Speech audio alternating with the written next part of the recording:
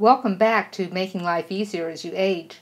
Today we're going to discuss how to get the biggest bang for your buck when making energy efficiencies in your home.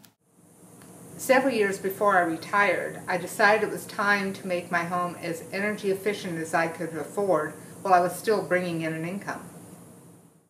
I have a 60-year-old house that architects lovingly refer to as VA Ranch. Simply put, it is a post-World War II cement block bungalow in Phoenix, Arizona, part of the inexpensive, fast housing put up for the returning veterans.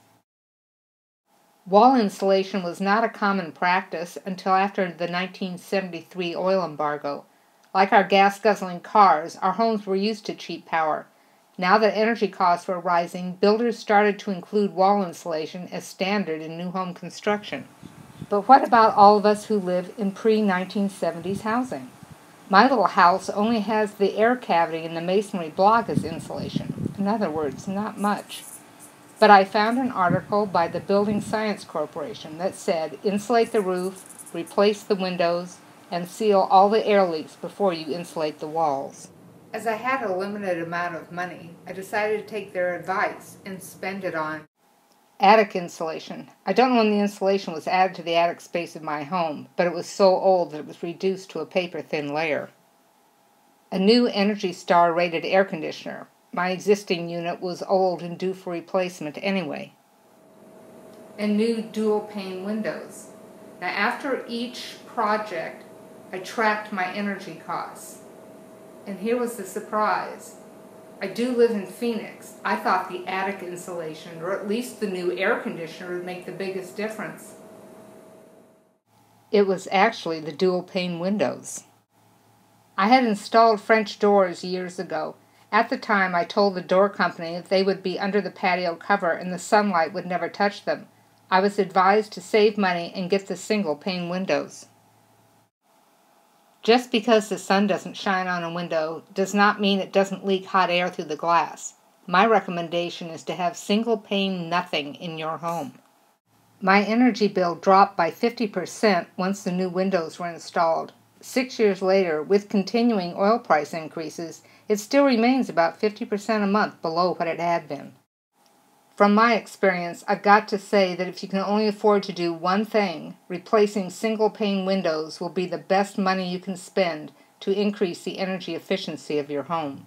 Another way to save on your energy costs is getting a programmable thermostat.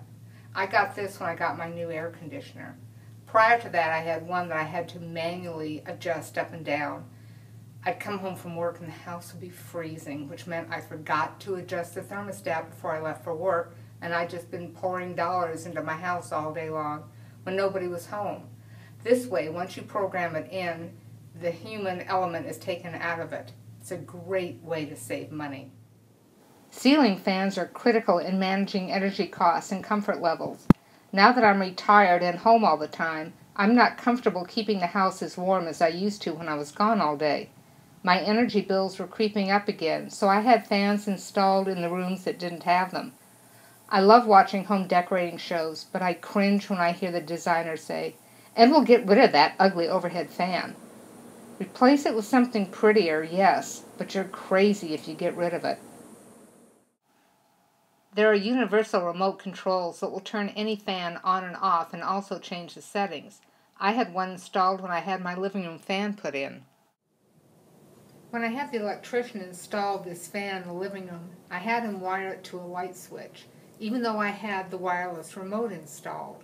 And I'm glad I did, because the fan kept coming on and I thought I was crazy. Until I was in the room one time sitting in my chair, bingo, the fan comes on. And then I realized my neighbors have remote control appliances too. So now I have to use the light switch to turn it off and on. I can only use the remote to control the speed. I hope you've gotten some ideas about what you can do to save on energy costs and lower your overhead, which is all part of making life easier as you age. Be sure to subscribe to this channel for automatic notification of new episodes. And add your comments below on what you found to be your most successful energy efficient change to your home. Until next time.